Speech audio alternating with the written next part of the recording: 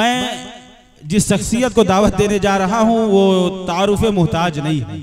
मैं उनकी तारीफ में मैं कुछ कहूं ये मेरे लिए शायद मुमकिन ना हो, क्योंकि ये शख्सियत ऐसी है कि मुल्क हिंदुस्तान नहीं बल्कि आलमी पैमाने पर मुझे लगता है कि कोई ऐसा मुसलमान ना हो जो इनके चेहरे से या इनके बयान से वाकिफ ना हो। मैं बहुत वक्त ना लेते हुए मैं शेख मोहतरम फजीलतुल शेख जर्जीस अहमद सराजी हफिज़उल्लाह को आपके हवाले करता हूं। आपका मौजू अल्हम्दुलिल्लाह नहमदुहु व नस्तईनुहु व नस्तगफिरुह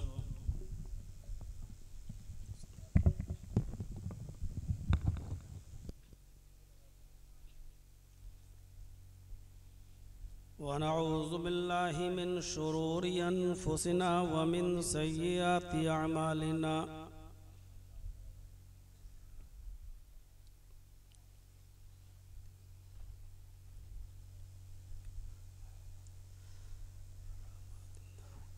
मन यहदिहिल्लाहु फला मुज़िल्ल लहु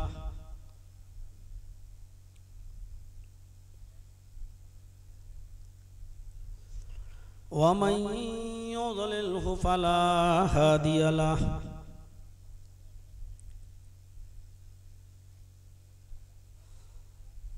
व अशहदु अल्ला इलाहा इल्लल्लाहु वहदहु ला शरीका लहु व अशहदु अन्न मुहम्मदन अब्दुहु व रसूलुहु।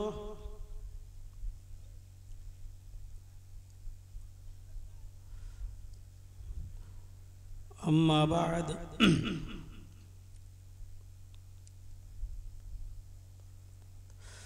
फ़इन्न खैरल हदीस किताबुल्लाह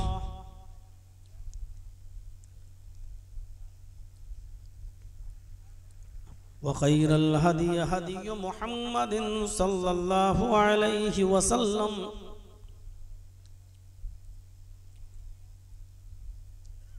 व शर्रुल उमूरि मुहदसातुहा व कुल्लु मुहदसतिन बिदअह व कुल्लु बिदअतिन ज़लालह व कुल्लु ज़लालतिन फिन्नार।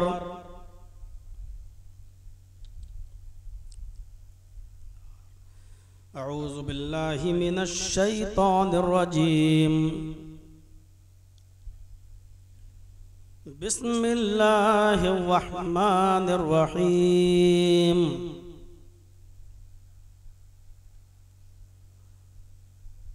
लक़द जाअकुम रसूलुम मिन अनफुसिकुम अज़ीज़ुन अलैहि मा अनित्तुम हरीसुन अलैकुम बिल मुमिनीन रऊफ़ुर रहीम।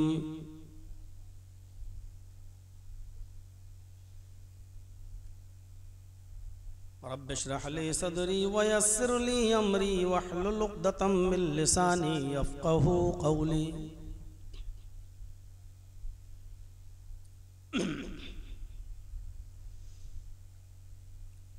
स्टेज पर बैठे हुए मुअक्कर उलमाए किराम, शौराए इज़ाम, बावक़ार अहबाब,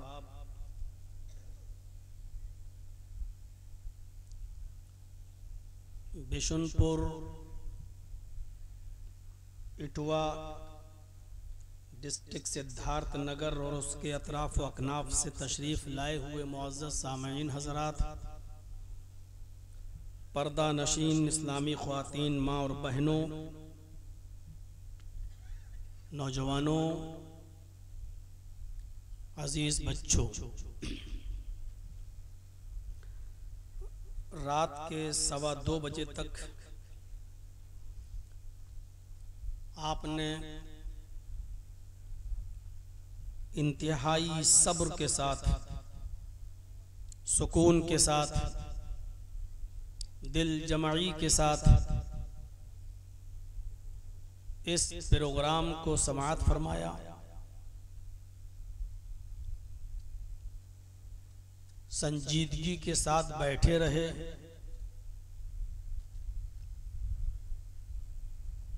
और मुख्तलिफ उलमा को उनके मुख्तलिफ अनावीन पर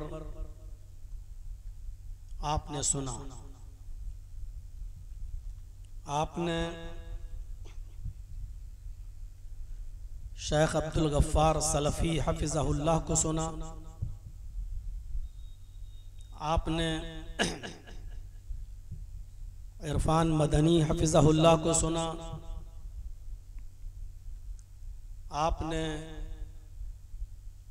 उनके अलावा भी दीगर बहुत से उलमा को, इलाक़ाई उलमा को भी आपने समाअत फरमाया। बिलखुसूस डॉक्टर सैयद महराज रब्बानी हफ़िज़हुल्लाह को भी आपने सुना।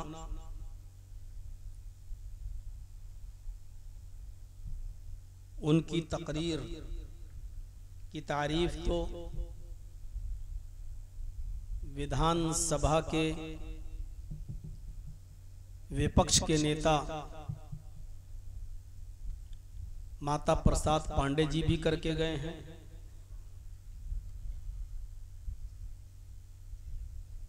बल्कि वो यहाँ तक कह के गए हैं कि मैं आपका मुरीद हो गया हूँ। तो मैंने शेख रब्बानी साहब से कहा था कि आप तो पीरी मुरीदी से निकले हुए हैं और फिर आप भी मुरीद बना लिए हैं। तो हंसते हुए बेचारे बैठ गए। आपने उनको भी समाअत फरमाया। दुआ है अल्लाह तबारक व तआला से कि इलाहुल आलमीन जो बातें कही गई और सब्र के साथ बैठकर 2:15 बजे तक आपने अब मेरा भी इंतजार किया और अब मुझे भी सुन रहे हैं, तो मैं दुआ करता हूँ अल्लाह जितने लोगों ने जो बातें कही हैं, कहने वालों को भी और सुनने वालों को अमल की पूरी पूरी तौफीक अता फरमाए। लाखों रुपए का खर्च होता है एक इजलास में। अभी 4 तारीख को जो बगुलावा में प्रोग्राम हुआ, सफीरुद्दीन साहब बतला रहे थे कि 7.25 लाख रुपए का खर्चा आया। आपके यहाँ जो जलसा हो रहा है इसका बजट भी लाखों में जाएगा, लेकिन लाखों रुपया जलसों में खर्च हो जाए और फिर नतीजा सिफर हो, और नतीजा ये हो कि फजर के वक्त फजर जलसा खत्म हो और फिर फजर की नमाज भी हम मस्जिद में जाकर न पढ़ें और हमारी मस्जिदें गवाही दें कि इस जलसे का कोई असर नहीं हुआ, तो ये बड़े दुख की बात है, ये बड़े अफसोस की बात है। जलसा कितना कामयाब हुआ ये आपके गांव की मस्जिद आज फजर की नमाज में शहादत देगी और बताएगी कि आज का आपका ये जलसा कितने % कामयाब हुआ। आप इस मस्जिद से सवाल कीजिए, फजर के अंदर कितने नमाजी इस मस्जिद के अंदर आते हैं। अगर ये मस्जिद रमजान की तरह भरी हुई नजर आती है तो यकीनन ये जलसा कामयाब। लेकिन रोजाना की बनिस्बत भी अगर लोग कम आ जाएं, कम हो जाएं और ये हो कि रात भर जागे थे, अब नींद बर्दाश्त नहीं हो रही है, अब जाके सो जाएं, सुबह जोहर में हम नमाज कज़ा कर लेंगे, तो आप समझ लीजिएगा कि आपने लाखों रुपया सिर्फ फूंका है। आपको इस इजलास से कोई बेनिफिट नहीं मिला, कोई फायदा नहीं मिला।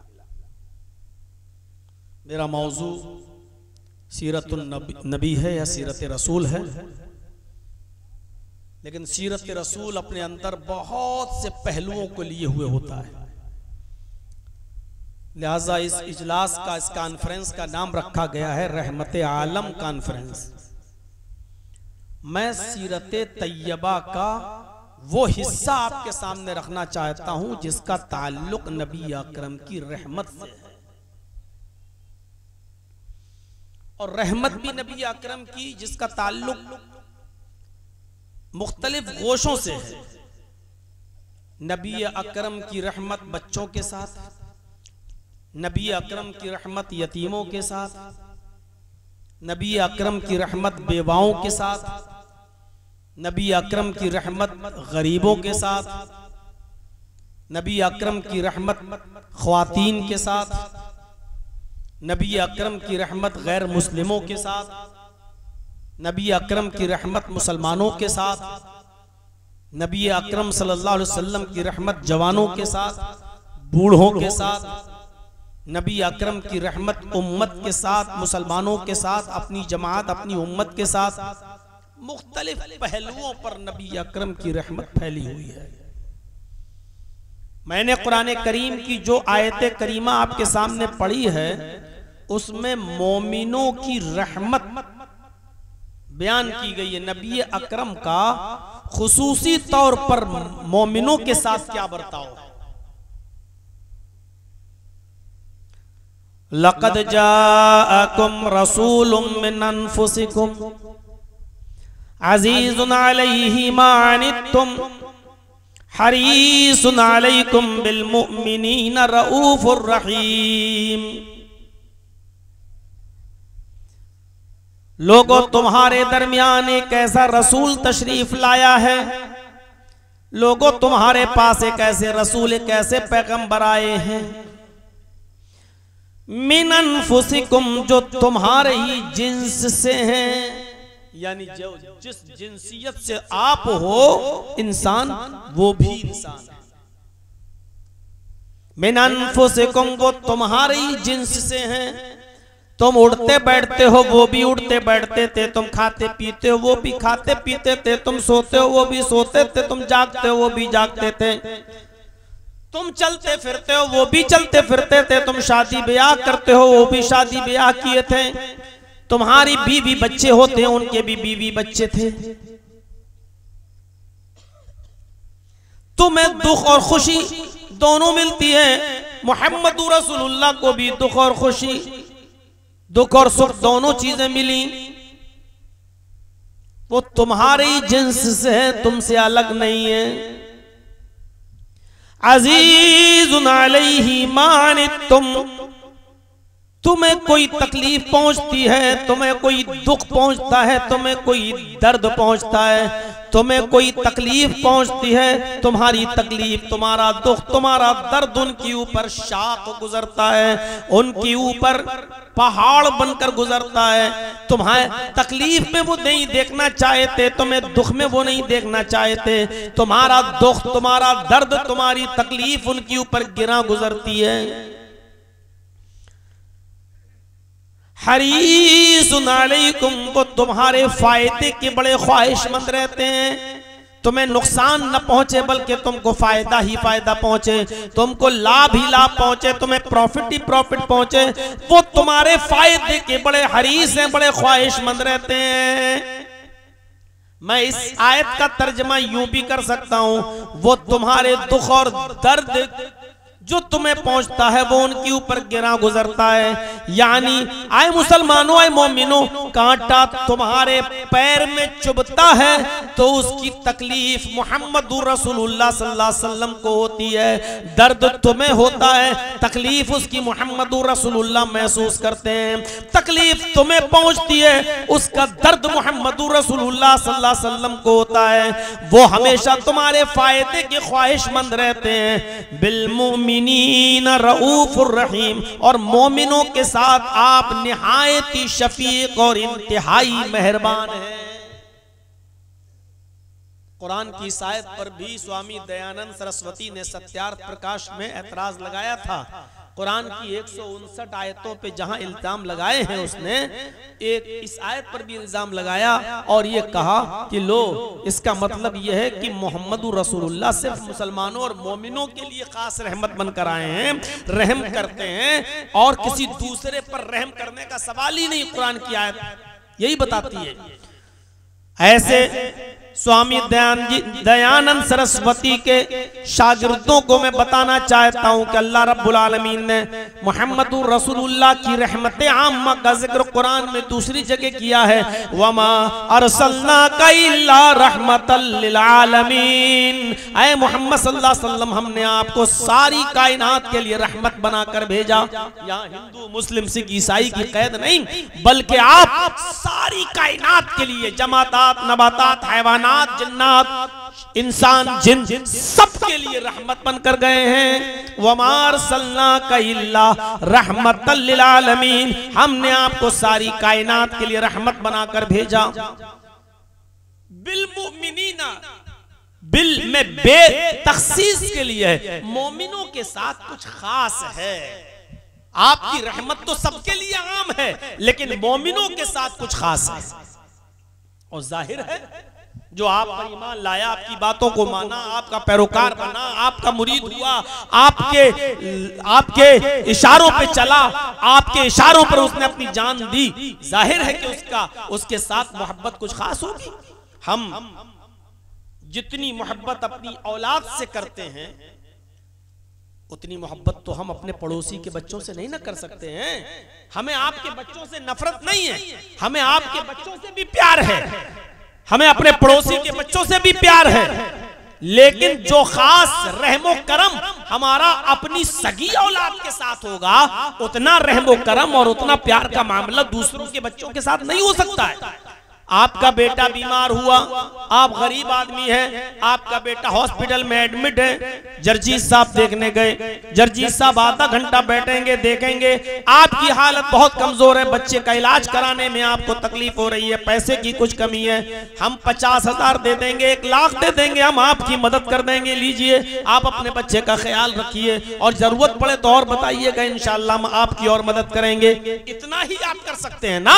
लेकिन इसके बाद अगर आपका अपना, इसके अलावा अगर आपका अपना बेटा बीमार हो जाए, आपका अपना लख्त जिगर बीमार हो जाए, आप ऑफिस भी छोड़ देंगे, फैक्ट्री छोड़ देंगे, कारोबार बंद कर देंगे, आप अपने बच्चे को 24 घंटे देंगे, आप अपने बच्चे को अपनी गोद में उठाएंगे भी, आप उसके सिरहाने में भी बैठेंगे, आप अपने कपड़े से उसका पसीना भी पोंछेंगे, आप उसका सर अपनी गोद में भी रखेंगे, और आप अपनी तिजोरियों का मुंह खोल देंगे, डॉक्टर साहब हमें मेरे बेटे को बचा लीजिए, किसी भी तरीके से मेरे बेटे को, पैसे की परवाह नहीं, महंगी से महंगी जांच भी हम कराने के लिए तैयार हैं, लेकिन मेरे बेटे को देखिए इस बीमारी से निकाल दीजिए। डॉक्टर साहब, अल्लाह के बाद सिर्फ जमीन पर, धरती पर एक डॉक्टर ही वो हस्ती होती है कि जिस हस्ती पर एतबार और भरोसा करता है एक इंसान, कि वो उसके बच्चे का अच्छी देखरेख कर सकता है। तो जाहिर है जो रहमो करम, जो प्यार और मोहब्बत आपकी अपनी औलाद के साथ होगी, वो दूसरों के साथ नहीं होगी। लेकिन दूसरों के बच्चे को आप जहर नहीं देंगे, दूसरे के बच्चे को आप मारेंगे नहीं, बल्कि दूसरों के बच्चे को भी आप सिर्फ वक्त दे सकते हैं, थोड़ा बहुत, और पैसा दे सकते हैं, थोड़ी बहुत मदद कर सकते हैं। लेकिन जो आप अपनी औलाद के साथ रहमो करम का मामला करेंगे, वो गैर के साथ नहीं। अल्लाह के नबी सल्लल्लाहु अलैहि वसल्लम सारी कायनात के लिए रहमत बनकर आए, ये सच है। सारी कायनात के लिए रहमत बनकर आए, ये सच है। लेकिन जो रहमो करम आपका अपनी औलाद, अपनी उम्मत के साथ है, रहमत का ताल्लुक जो अपनी उम्मत के साथ है, वो दूसरों के साथ नहीं हो सकता। वरना मेरे भाइयों मिसाल ही गलत हो जाएगी। उम्मत के साथ आपका रहमो करम क्या है? बुखारी शरीफ की हदीस उठाइए, नबी अकरम सल्लल्लाहु अलैहि वसल्लम खुद फरमाते हैं, इस हदीस पर गौर कीजिएगा। अल्लाह के नबी सल्लल्लाहु अलैहि वसल्लम ने फरमाया, लौला नशुक्का अला उम्मती लअमरतुहुम बिस्सिवाक, अगर मेरी उम्मत के ऊपर ये शाख ना होता, ये मुश्किल ना होता, ये दुश्वार ना होता। देखिए, मेरी उम्मत के लिए, मेरी उम्मत पर यह काम करना अगर मुश्किल ना होता, दुश्वार ना होता, हार्ड ना होता, लअमरतुहुम बिस्सिवाक, तो मैं उनके ऊपर मिसवाक करना फर्ज कर देता हर नमाज से पहले। लअमरतुहुम बिस्सिवाक, मैं उनको हुक्म देता मिसवाक करने का हर नमाज से पहले। एक हदीस के अंदर ये आया है बुखारी की, और बुखारी की एक और हदीस के अंदर आया है, लौला नशुक्का अला उम्मती लअमरतुहुम बिताखीरिल इशाई व बिस्सिवाक, अगर मेरी उम्मत पर यह मुश्किल ना होता, हार्ड ना होता, दुश्वार कुन मामला ना होता तो मैं इशा की नमाज को देर से पढ़ना अपनी उम्मत पर फर्ज कर देता और हर नमाज से पहले मिसवाक करना अपनी उम्मत पर फर्ज कर देता। लेकिन मेरी उम्मत पर इशा की नमाज को ताखीर से पढ़ना मुश्किल है, देर से पढ़ना मुश्किल है और हर नमाज से पहले मिसवाक करना मुश्किल है। इसलिए सिर्फ इस्तेहबाब का दर्जा बाकी रखा है, फर्जियत का दर्जा मैंने हटा दिया, यानी मैंने अपनी उम्मत के ऊपर इसको फर्ज नहीं होने दिया। नबी अकरम का उम्मत पर हर नमाज से पहले या हर वुजू से पहले या मस्जिद में जाने से पहले मिसवाक का फर्ज न करना, मिसवाक का वाजिब न करना और इशा की नमाज को ताखीर के साथ पढ़ने को फर्ज करार न देना, ये उम्मत के ऊपर रियायत है, ये उम्मत के ऊपर रहम है, ये उम्मत के ऊपर एहसान है जनाबे मुहम्मदुर रसूलुल्लाह सल्लल्लाहु अलैहि वसल्लम का। आप चाहते, खुद अल्लाह के रसूल इशा की नमाज इतनी देर से पढ़ा करते थे। बुखारी पढ़िए कि सहाबा किराम को मस्जिद में बैठे बैठे नींद आने लगती थी, ऊँघने लगते थे और एक दूसरे के ऊपर गिरने लगते थे, ऐसे इतनी नींद आने लगती थी। तब अल्लाह के नबी सल्लल्लाहु अलैहि वसल्लम अपने हुजरे से निकलते थे और इशा की नमाज पढ़ाते थे। जब आपने नींद का गलबा देखा सहाबा किराम का, तब आपने फरमाया कि अगर मेरी उम्मत पर इशा की नमाज को ताखीर के साथ पढ़ना अगर मुश्किल न होता तो मैं उनके ऊपर फर्ज कर देता कि देर से पढ़े। इशा की नमाज तो फर्ज है लेकिन ताखीर से पढ़ना। अब बताइए रात के 11:30-12 बजे अगर आपसे कहा जाए इशा की नमाज पढ़िए, कैसा लगेगा? तरावी का असल वक्त तो वही है, तहज्जुद का जो वक्त होता है एक नींद सोकर उठने के बाद, लेकिन वो तक रमजान के महीने में भी सिर्फ एक महीना जब हम पढ़ते हैं तो वो भी इशा के बाद पढ़ लेते हैं। मैं ये नहीं कह रहा हूं कि नाजायज है, ये इजाजत दी है मुहम्मद रसूलुल्लाह सल्लल्लाहु अलैहि वसल्लम ने, लेकिन ये उम्मत के ऊपर रहम है नबी अकरम सल्लल्लाहु अलैहि वसल्लम का। अगर नबी अकरम का रहम न होता तो ये इशा की नमाज को ताखीर के साथ ताखीर करके पढ़ना फर्ज होता, लेकिन फर्ज नहीं होने दिया। कितना बड़ा रहम व करम है नबी अकरम का। बताइए जंगल में और देहात में रहने वाले लोगों को तो मिसवाक मिल जाएगी, चढ़ गए पेड़ पे तोड़ ली और करने लगे मिसवाक, लेकिन शहर में रहने वाले लोग कहां से लाएं? जो दिल्ली और मुंबई के शहरों में रहते हैं, प्रॉपर सिटी में रहते हैं, जहां दरख्तों और पेड़ों का वजूद दूर दूर तक नहीं है, बताइए उन लोगों को ये मिसवाक कैसे मिलती? अल्लाह के नबी सल्लल्लाहु अलैहि वसल्लम ने इस मिसवाक को सिर्फ सुन्नत तो रहने दिया, मुस्ताहब तो रहने दिया, लेकिन मेरे भाइयों फर्ज नहीं होने दिया और न फर्ज करार दिया। ये उम्मत की पर नबी अकरम सल्लल्लाहु अलैहि वसल्लम का रहम व करम है। अब उसी हदीस को पढ़िए, लौलान लक़द, अब उसी कुरान की आयत को पढ़िए, लक़द जाअकुम रसूलुम मिन अनफुसिकुम अज़ीज़ुन अलैहि मा अनित्तुम, तुम्हारे पास एक ऐसे रसूल तशरीफ ला चुके हैं जो तुम्हारी जिन्स से हैं, जो तुम्ही में से हैं। तुम्हारी तकलीफ, तुम्हारा दुख, तुम्हारा दर्द उनके ऊपर शाक गुजरता है, तुम्हारे दुख और दर्द से उनको तकलीफ होती है, तुम्हारी तकलीफ से उनको दर्द होता है, तुम्हारी तकलीफ वो बर्दाश्त नहीं कर सकते हैं। ये मोहम्मद रसूलुल्लाह सल्लल्लाहु अलैहि वसल्लम के दिल का दर्द था कि मेरी उम्मत इशा की नमाज ताखीर से नहीं पढ़ सकती। अगर मिसवाक को फर्ज कर दिया तो ये मिसवाक हर नमाज से पहले नहीं कर सकती है, फिर ये गुनाहगार होगी। तो अल्लाह के नबी सल्लल्लाहु अलैहि वसल्लम ने उम्मत के ऊपर रहमो करम करते हुए मिसवाक और इशा की नमाज को ताखीर से पढ़ने को फर्ज करार नहीं दिया। एक चीज उम्मत के ऊपर रहमो करम का मामला आया है, तो आइए एक दूसरी चीज की तरफ हम चलते हैं। गौर कीजिएगा, सौम विसाल, आज भी रोजा रखेंगे, कल भी रखेंगे, परसों भी रखेंगे, हम रोजा पे दर पे रखें। अल्लाह के नबी सल्लल्लाहु अलैहि वसल्लम ने इससे भी उम्मत को मना कर दिया, इससे भी मना कर दिया।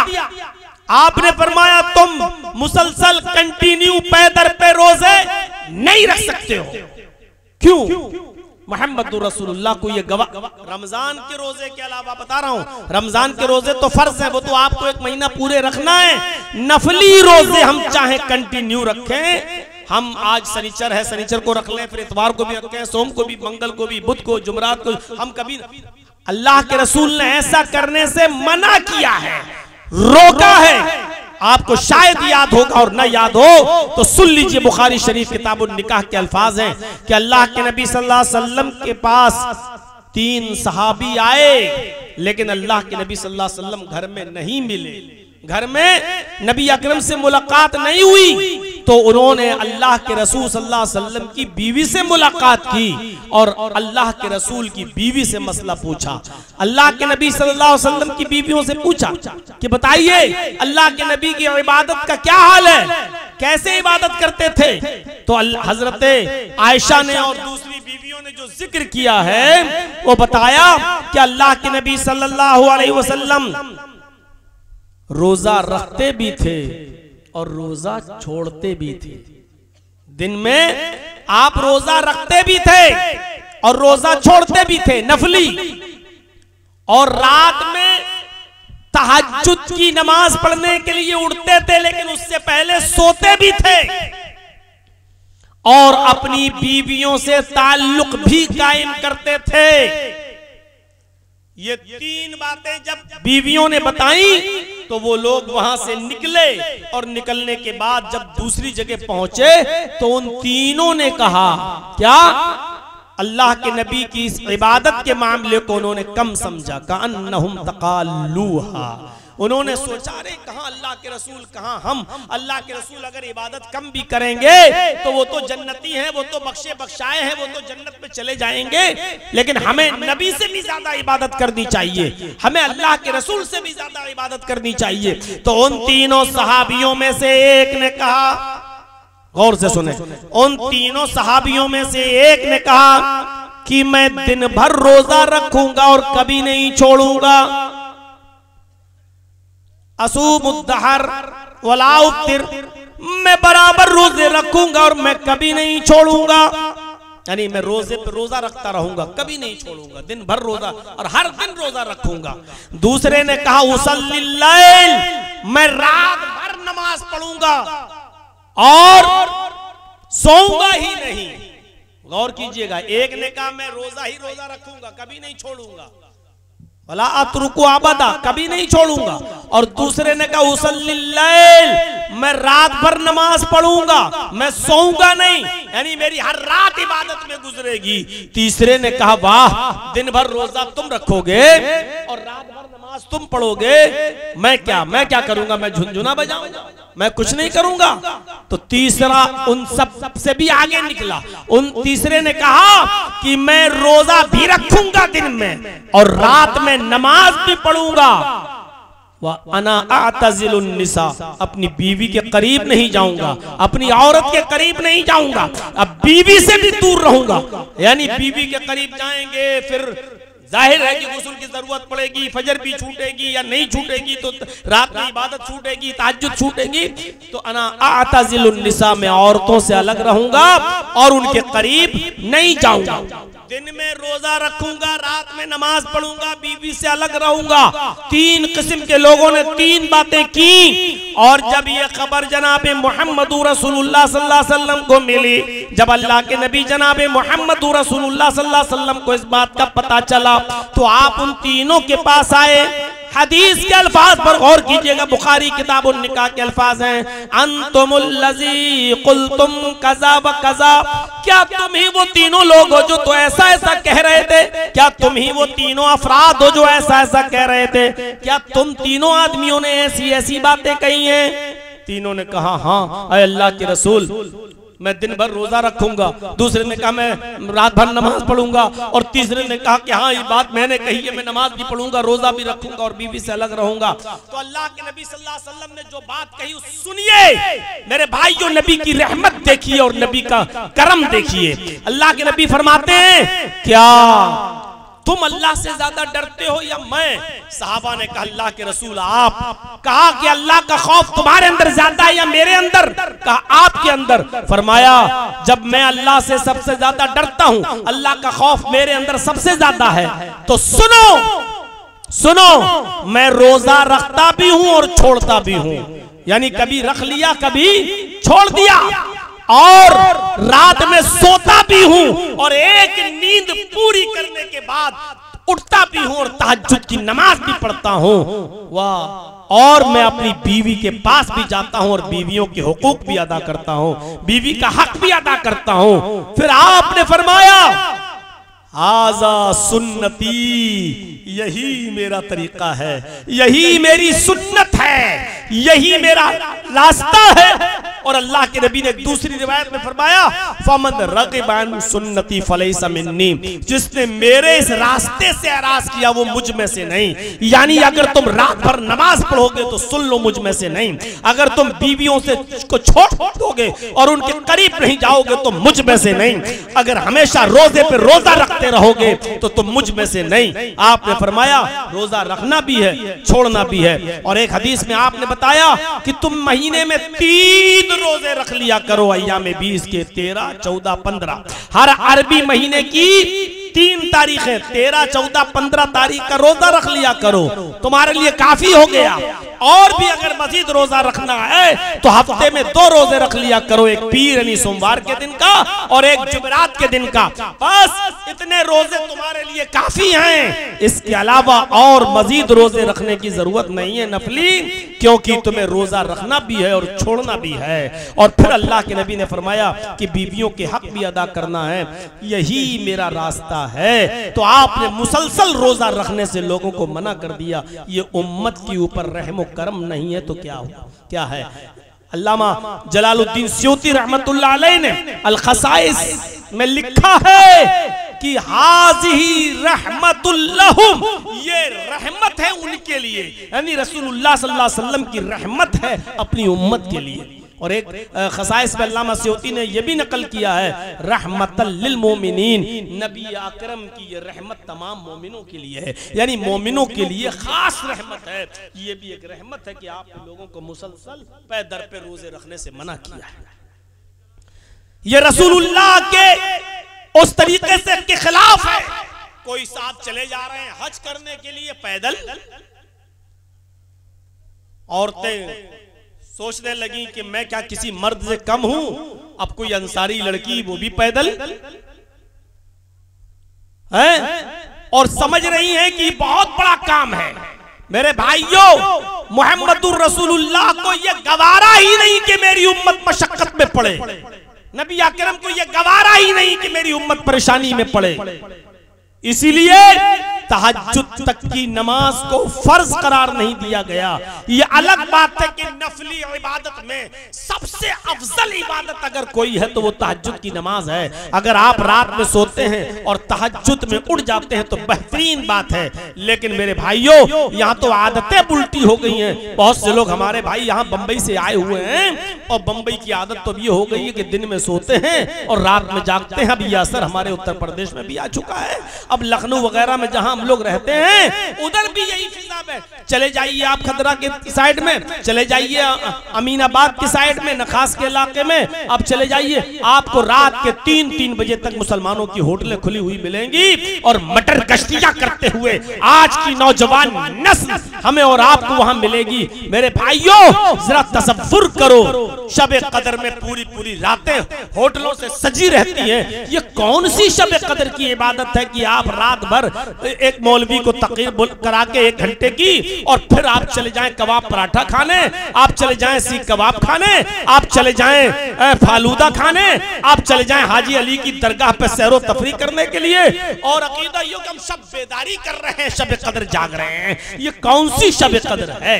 मेरे भाइयों, अल्लाह के नबी जनाब मोहम्मद रसूलुल्लाह सल्लल्लाहु अलैहि वसल्लम ने अपनी उम्मत को मशक्कत में नहीं डाला है। लिहाजा जो लोग पैदल हज करने के लिए जाते हैं उनका ये तरीका गलत है और वो अपने ऊपर अज़ाब मोल ले रहे हैं। शरीयत का इससे कोई ताल्लुक नहीं है, चाहे वो लड़का हो या लड़की, मर्द हो या औरत।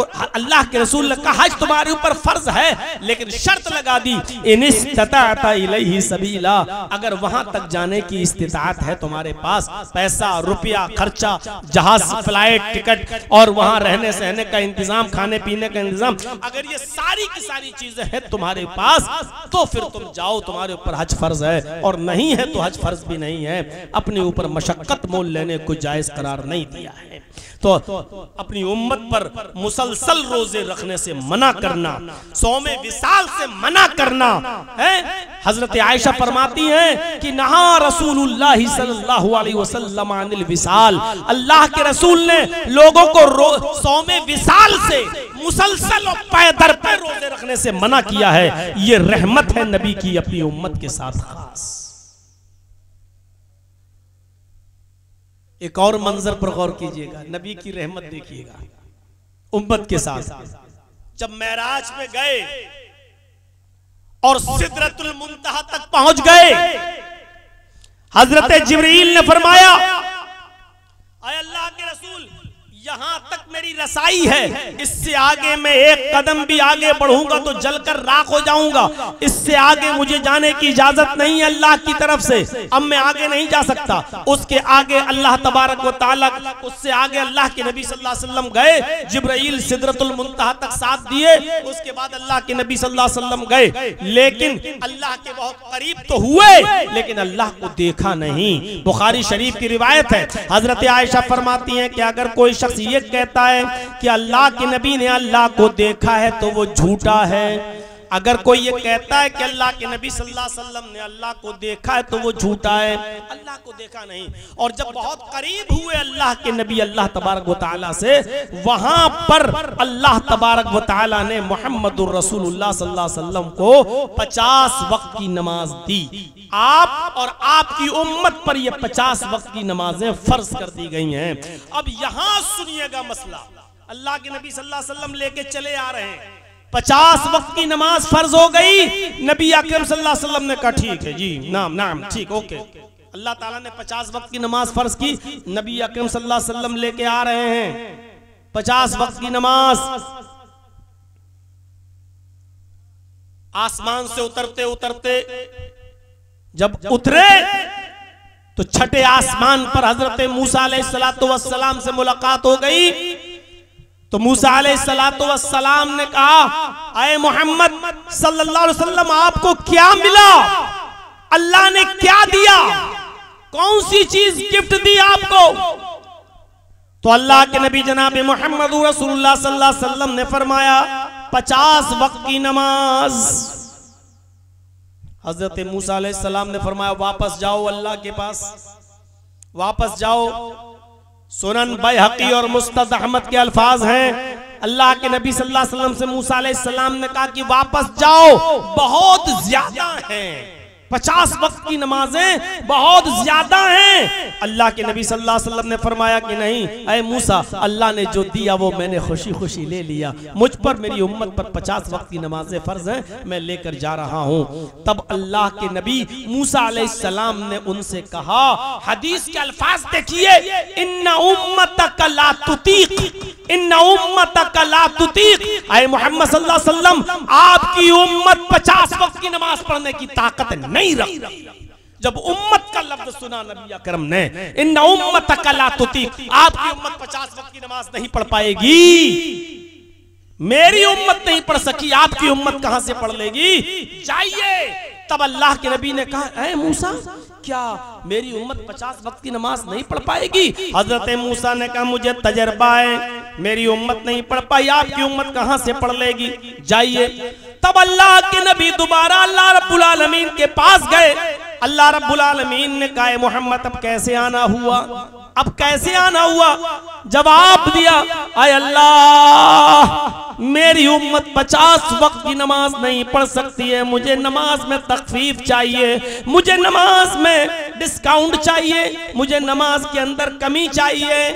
तब आवाज आई, अल्लाह रब्बुल आलमीन ने फरमाया, मोहम्मद सल्लल्लाहु अलैहि वसल्लम, जाओ, 10 वक्त की नमाजें हमने कम कर दी हैं, अब 40 वक्त की नमाज तुम पर, तुम्हारी उम्मत पर फर्ज है, जाओ। फिर लेकर चले आ रहे हैं। फिर मूसा अलैहिस्सलातु वस्सलाम ने कहा, आए मोहम्मद सल्लल्लाहु अलैहि वसल्लम, अल्लाह ने कम की? कहा हाँ कम हुई। कहा कितनी? कहा 10। 40 वक्त की नमाज अभी फर्ज है। हजरत मूसा अलैहिस्सलाम ने कहा ये भी ज्यादा हैं। कहा मूसा खुशी खुशी में ले आया, अल्लाह ने 10 कम कर तो दी, अब तो 40 की रह गई हैं। फरमाया मूसा ने, आए मोहम्मद मेरी बात मानो, फिर जाओ, इन्ना उम्मतक ला तुतीक, आपकी उम्मत 40 वक्त की नमाज भी नहीं पढ़ पाएगी। उम्मत का लफ्ज सुना, फिर मोहम्मद रसूलुल्लाह सल्लल्लाहु अलैहि वसल्लम अल्लाह के पास गए और फिर जाने के बाद कहते हैं कि अय अल्लाह 40 भी ज्यादा है, मेरी उम्मत 40 वक्त की नमाज नहीं पढ़ सकती है। अल्लाह ने कहा मोहम्मद जाओ 10 और कम कर दी, 30 वक्त की नमाज लेके फिर आए। मूसा अलैहिस्सलाम ने कहा मोहम्मद कम हुई? कहा हाँ। कहा कितनी? कहा अल्लाह ने 10 और कम कर दी। आए मूसा अब तो 30 ही रह गई। फरमाया आए मोहम्मद आपकी उम्मत 30 वक्त की नमाज भी नहीं पढ़ पाएगी, मुझे तजर्बा है, आप रहमतुल लिल आलमीन हैं, जाइए फिर कम कराइए। उम्मत का नाम सुनते हैं फौरन फिर वापस जाते हैं और कहते हैं कि अल्लाह ये 30 भी ज्यादा है, मेरी उम्मत 30 भी नहीं पढ़ पाएगी। अल्लाह ने कहा मोहम्मद जाओ, मैंने 20 वक्त की कर दी, 20 वक्त की लेकर आ रहे हैं। मूसा अलैहिस्सलातु वस्सलाम ने फिर कहा, फिर कहने लगे कि अब तो 20 रह गई, आधी से भी ज्यादा कम हो गई हैं। आए मूसा अब तो ठीक है। फरमाया मोहम्मद अपने हिसाब से मत सोचो, आप तो 50 वक्त की भी पढ़ लेंगे, लेकिन आप अपनी उम्मत के बारे में सोचिए, आपकी उम्मत 20 वक्त की भी नमाज नहीं पढ़ पाएगी। उम्मत का दर्द जहन में आया, फिर जाते हैं कहते हैं अल्लाह 20 भी ज्यादा है। अल्लाह ने कहा जाओ 10 वक्त की नमाज मैंने कर दी। अब खुशी खुशी लेके आए और कहने लगे मूसा अब तो अल्लाह ने बहुत ही कम कर दी। कहा कितनी रह गई? फरमाया 10 वक्त की 10। हजरत मूसा ने कहा 10 और आप इसी पर बस कर रहे हैं? नहीं, ये भी ज्यादा है। कहा मूसा कहां ज्यादा है? 50 से 40, 40 से 30, 30 से 20, 20 से 10 और आप कह रहे हो ये भी ज्यादा है। फरमाया आए मोहम्मद सल्लल्लाहु अलैहि वसल्लम मेरी उम्मत पर तो अल्लाह ने सिर्फ 2 ही वक्त की नमाज फर्ज की थी, सुबह पढ़ लो शाम को पढ़ लो, लेकिन मेरी उम्मत 2 वक्त की नहीं पढ़ पाई, आपकी उम्मत 10 वक्त की कैसे पड़ेगी? ये मेरा तजर्बा है, आपकी उम्मत 10 वक्त की भी नहीं पड़ेगी। कहा है मूसा आपकी उम्मत 2 वक्त की भी नहीं पढ़ पाई? कहा नहीं, आपकी उम्मत 10 वक्त की कैसे पड़ेगी? फिर गए। कहा अल्लाह मूसा कह रहा है मेरी उम्मत 10 वक्त की 2 वक्त की नहीं पढ़ पाई, आपकी उम्मत 10 वक्त की कैसे पड़ेगी? अरे अल्लाह मुझे और कंसेशन चाहिए और कम कर दे, तू तो रब्बुल आलमीन है, मेरी उम्मत पर इतनी नमाजें फर्ज मत कर कि वो न पढ़ सके। अल्लाह ने कहा मोहम्मद जाओ, मैंने और 5 कम कर दी, अब 5 वक्त की नमाज तुम पर तुम्हारी उम्मत पर फर्ज है। फिर लेकर आए और जब मूसा अलैहिस्सलाम के पास से गुजरे तो मूसा अलैहिस्सलाम ने कहा कितनी रह गई? कहा 5। कहा यह भी ज्यादा है। मूसा अलैहिस्सलाम ने कहा सुनन बैहक़ी के अल्फाज ये भी ज्यादा हैं। कहा मूसा अब मैं नहीं जाऊंगा। कहा मेरी उम्मत 2 वक्त की नहीं पढ़ पाई, आपकी उम्मत 5 वक्त की कैसे पढ़ लेगी? एक बार और चाहिए, रब्बुल आलमीन है। कहा मूसा 50 से 5 45 कम हो गई, अब मुझे अपने रब के पास बार बार जाने में शर्म आ रही है, कितनी कम कराऊं अल्लाह से, कितनी कम कराऊं? नहीं 5 ठीक है। जैसे ही मोहम्मदुर रसूलुल्लाह ने ये जुमला अदा किया कि मुझे अपने रब के पास बार बार जाने में अब शर्म आ रही है, कितनी कम कराऊं? आवाज आई आए मोहम्मद तुम मेरी रहमत से नाउम्मीद हो गए, निराश हो गए, शर्मा गए। कसम है मुझे अपने इज्जत और जलाल की, अगर एक बार और आ जाते मेरे पास तो मैं और कम कर देता, लेकिन अब तुम शर्मा गए, मेरी रहमत से ना उम्मीद हो गए। अब जाओ तुम पर और तुम्हारी उम्मत पर 5 वक्त की नमाज को मैंने फिक्स कर दिया। यहाँ कितने लोग बैठे हैं सोच रहे होंगे काश एक बार और चले गए होते अल्लाह के नबी तो मजा ही आ जाता, काश एक बार और चले गए होते तो एक वक्त सुबह उठ के पढ़ लो और शाम को सोते वक्त पढ़ लो, बस बीच की सब नमाजें खत्म हो जाती।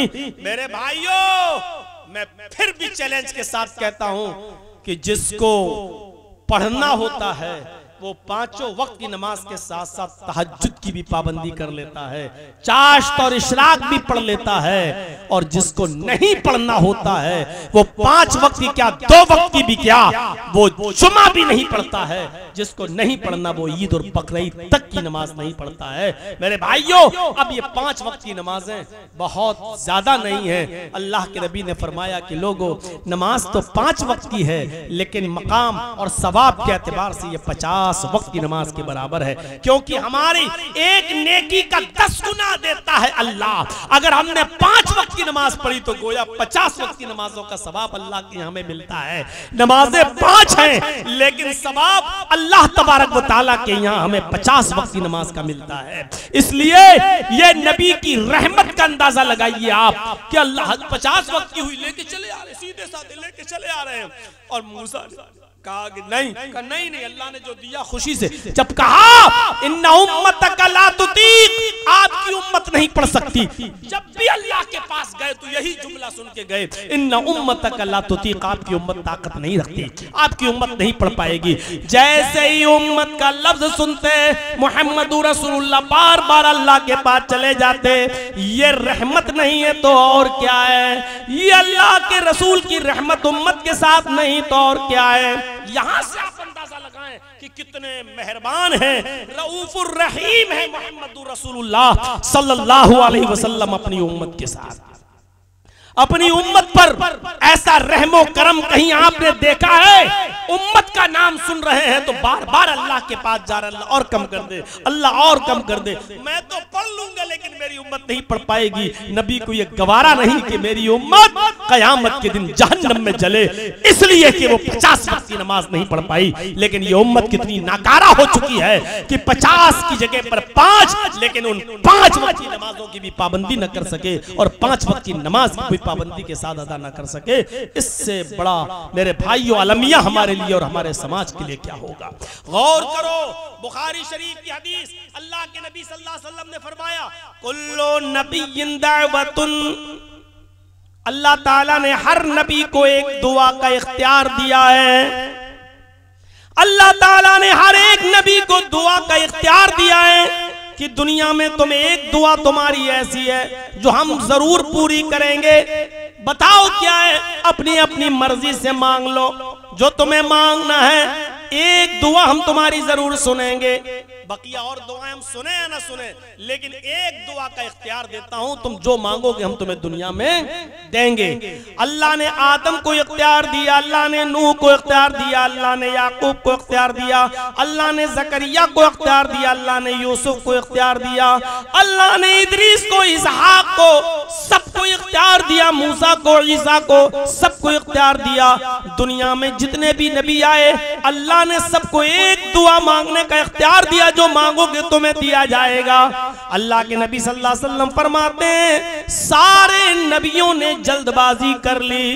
दुनिया में जितने भी नबी आए सबने अपनी अपनी दुआ मांग ली और अल्लाह ने उनको इस दुनिया में नवाज दिया। उन्होंने जो भी इस दुनिया में मांगा अल्लाह रब्बुल आलमीन ने इस दुनिया में ही उनको नवाज दिया। अल्लाह के रसूल फरमाते हैं, बुखारी की रिवायत, कि अल्लाह के नबी, अल्लाह कहते हैं कि अल्लाह ताला ने मुझे भी एक दुआ का इख्तियार दिया।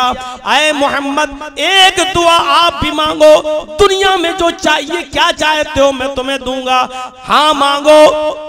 नबी अकरम सल्लल्लाहु अलैहि वसल्लम फरमाते हैं, इख्तबातु दावती, मैंने अपनी दुआ को छिपा लिया, मैंने अपनी दुआ नहीं मांगी। अल्लाह ने मुझे इख्तियार दिया कि एक दुआ है, मांगो, जो मांगोगे दिया जाएगा। हजरत आयशा कहती हैं, आए अल्लाह के नबी 2-2 महीने घर में चूल्हा नहीं जलता है, 2-2 महीने फाके रहते हैं, सिर्फ खजूर और पानी खाकर गुजारा चलता है। आप अल्लाह रब्बुल आलमीन से फिक्र फाके को खत्म होने की दुआ मांग लीजिए। अल्लाह ताला ने तो यहाँ तक कहा, अगर कहो तो ये बहुत पहाड़ हम सोने का बना दे, जहां आप चाहेंगे ये पहाड़ तुम्हारे साथ भी चलेगा, हम तुम्हें दौलत से माला माल कर दें, बताओ तुम क्या मांगना चाहते हो। लेकिन अल्लाह के नबी सल्लल्लाहु अलैहि वसल्लम ने न सोना मांगा, न चांदी मांगी, न दौलत मांगी, न अंबार मांगा, कोई चीज नहीं मांगी। हजरत आयशा कहती है, मैं कहती रह गई, मैं कहती रह गई, मैं कहती रह गई कि आए अल्लाह के रसूल, घर के हालात को देखते हुए कुछ तो मांग लीजिए, कम से कम चूल्हा तो जलने लगे, फिक्र फाका तो खत्म हो जाए। 2 महीने चूल्हा नहीं जलता है, 2 महीने आप अल्लाह से इतना मांग लीजिए कि घर में कभी फाका ना हो। लेकिन अल्लाह के नबी ने ये भी नहीं मांगा। फरमाया आयशा इख्तबातु दावती, मैंने अपनी दुआ को छिपा लिया है। फरमाया छिपाने से क्या फायदा, सारे नबियों ने तो अल्लाह से मांग लिया, आप क्यों नहीं मांगते हो, और छिपाने से क्या फायदा, कब मांगोगे। फरमाया इस दुआ को जो अल्लाह ने इख्तियार दिया है मैं दुआ करूंगा, लेकिन यौमुल क़यामा, मैं क़यामत के दिन अल्लाह से दुआ करूंगा, मैं क़यामत के दिन अल्लाह से मांगूंगा, मैं क़यामत के दिन अल्लाह रब्बुल आलमीन से वो दुआ करूंगा और कहूंगा आय अल्लाह मैंने दुनिया में नहीं मांगा था, मैं आखिरत में मांग रहा हूं, मुझे आखिरत में तू अता फरमा।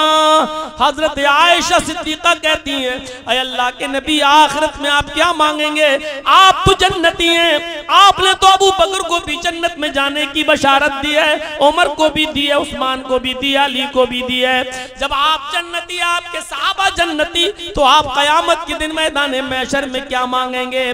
फरमाया आयशा जब कयामत के दिन नफ्सा नफ्सी का आलम होगा, मेरी उम्मत परेशान होगी, जागनी का आलम होगा, पसीने में डूबी हुई होगी और जहां सोच तपिश में होगी, फिर मैं अल्लाह से कहूंगा अल्लाह मेरी एक दुआ बाकी है जिसका इख्तियार तूने दिया था और कहा था कि मैं जरूर कबूल करूंगा। आय अल्लाह देख मैंने दुनिया में वो दुआ नहीं मांगी, देख आय अल्लाह वो दुआ मेरी मांग बाकी है, कयामत के दिन वो दुआ मैं मांगूंगा और उस दुआ में अल्लाह से ये कहूंगा शिफाअतन लि उम्मती, अल्लाह मेरी उम्मत को बख्श दे, अल्लाह मेरी उम्मत पर रहम फरमा, अल्लाह मेरे गुनाहगार उम्मतियों को जन्नती बना दे, अल्लाह इनको बख्श दे। अल्लाह रब्बुल आलमीन मेरी इस दुआ को कयामत के दिन कबूल करेगा। मेरे प्यारे साथियों, एक दुआ का इख्तियार दिया अल्लाह ताला ने, उस दुआ को भी मुहम्मदुर रसूलुल्लाह ने नहीं मांगा, उस दुआ को छिपा लिया और बचा कर रखा। कयामत के दिन वो दुआ मांगेंगे तो अपनी उम्मत के लिए मांगेंगे और अपनी उम्मत की शिफाअत कराएंगे, अल्लाह से अपनी उम्मत की बख्शिश कराएंगे।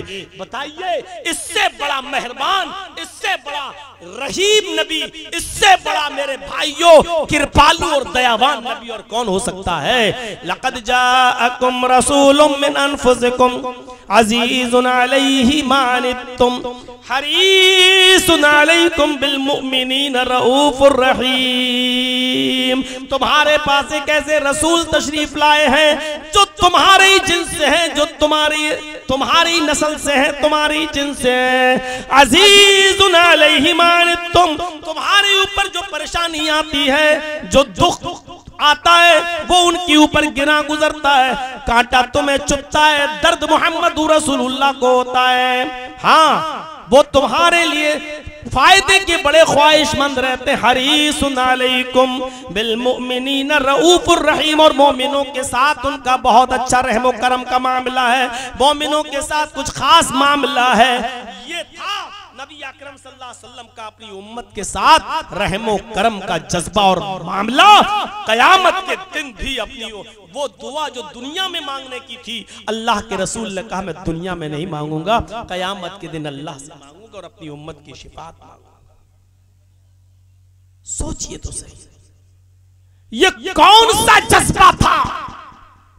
मुस्तद अहमद पढ़िए, हदीस है, एक सहाबी नमाज पढ़ा रहे मगरिब की और एक सहाबी अपने घर के लिए सब्जी खरीदने के लिए निकले बाहर, और जब सब्जी खरीद कर घर जाने लगे तो पता चला कि अजान हो चुकी है और मस्जिद से आवाज आ रही है। वो उसी मस्जिद में नमाज पढ़ने के लिए चले गए और जब मस्जिद में नमाज पढ़ने के लिए गए, वुजू बनाया, अल्लाहु अकबर कहकर इमाम के पीछे नियत बांधी, तो इमाम साहब थे वो सूरह बकरा शुरू कर दी।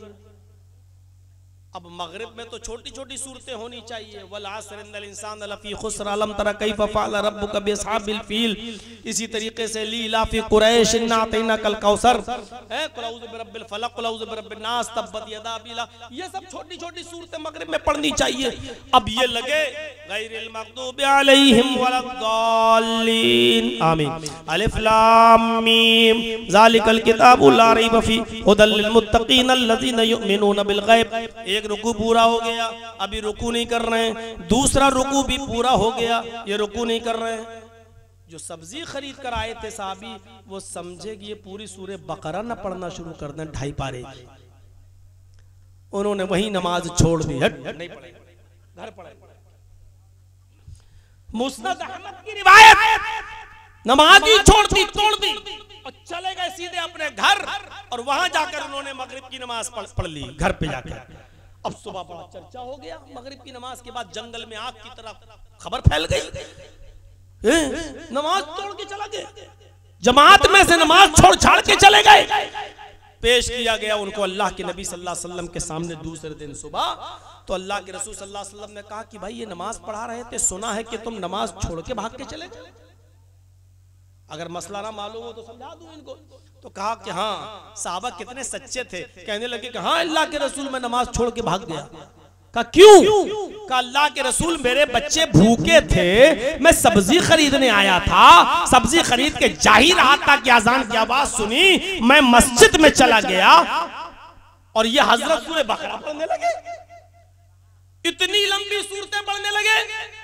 एक रुकू खत्म, 2 रुकू खत्म, मैंने सोचा कि पता नहीं सूरह बकरा 2.5 पारे की न पढ़ने लगे, मैंने नमाज छोड़ दी। उसके बाद अल्लाह के नबी ने इस सहाबी को नहीं डांटा जिसने नमाज की नीयत तोड़ी थी, इनको नहीं डांटा, बल्कि नमाज पढ़ाने वाले सहाबी को बुलाया और कहा क्या तुम मेरी उम्मत को फितने में डालना चाहते हो? क्या तुम मेरी उम्मत को फसाद में डालना चाहते हो? जब तुम में से कोई शख्स अपनी कौम का इमाम बनाया जाए, जब तुम में से कोई शख्स अपनी कौम का इमाम मुतय्यन किया जाए, तो उसको चाहिए कि लोगों को मुख्तसर नमाज पढ़ाए, हल्की नमाज पढ़ाए। क्यों? इसलिए कि उसके पीछे पढ़ने वाले बूढ़े भी होते हैं, औरतें भी होती हैं, बच्चे भी होते हैं और मुसाफिर भी होते हैं। अगर तुम में से कोई शख्स किसी शख्स का इमाम बने तो उसको चाहिए कि नमाज मुख्तसर पढ़ाए। आपने इमाम के लिए उसूल बना दिया,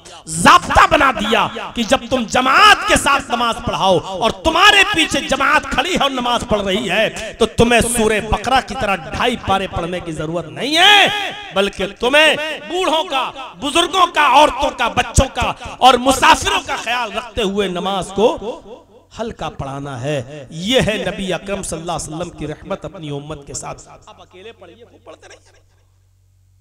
कभी कभी मौलाना नहीं होते हैं और हाजी साहब को लोग खड़ा कर देते हैं, पढ़ाओ नमाज।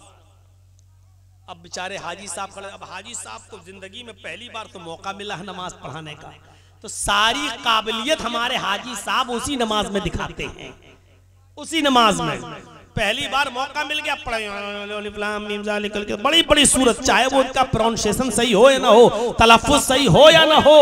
और अब तो ऐसी ऐसी मस्जिदें हैं कि जहां इमाम भी नहीं है मेरे भाई, अब इमाम भी नहीं रखा जा रहा है, और इमाम रखने में भी फसाद और तजाद हो रहा है। जब हालात इस स्टेज पर पहुंच जाएं तो कौन सी उम्मीदें रखी जाएं? अच्छा इमाम रखिए, तजवीद वाला इमाम रखिए, क़िरात के साथ नमाज पढ़ने वाला इमाम। अल्लाह की कसम, कल नहीं सॉरी परसों ऐसे इमाम के पीछे नमाज पढ़ने का मौका मिला मेरे भाइयों, सच बताता हूं, जिसका प्रोनाउंसिएशन है अल्हम्दुलिल्लाहि रब्बिल आलमीन, ऐसा प्रोनाउंसिएशन था कि शर्म से सर झुक जाए। मेरे भाइयों, ये हालत हो जाती है कभी कभी जब ऐसे लोगों के पीछे नमाज पढ़ना पड़े। अब कोई बात में पहुंच जाए, मौलाना जैसे हम थोड़ा सा लेट हो गए, बात में पहुंचे तो पीछे खड़े हो गए, पूरी 3 रकात मिली, लेकिन अल्हम्दुलिल्लाहि रब्बिल आलमीन ये सब सुनना पड़ता है। जबकि कुरान करीम को बहुत ही क़िरात के साथ अल्हम्दो नहीं है, अल्हम्दुलिल्लाहि रब्बिल आलमीन नहीं है, रब्बिल आलमीन, अल्हम्दुलिल्लाहि रब्बिल आलमीन, अर्रहमानिर रहीम। अब बहुत से लोग अर्रहमानिर रहीम, बिस्मिल्लाहिर्रहमानिर्रहीम, वो हे को भी खे पढ़ने लगते हैं बहुत हलक से निकालते हुए। अब इतना भी मत बिगाड़िए। तो मेरे भाइयों में कहना ये चाहता, अल्लाह के नबी सल्लल्लाहु अलैहि वसल्लम ने फरमाया कि तुम क्या मेरी उम्मत को फसाद और फितने में बर्पा करना चाहते हो? जब इमाम मुतय्यन हो जाओ तो याद रखो कि तुम्हें नमाज हल्की पढ़ाना है।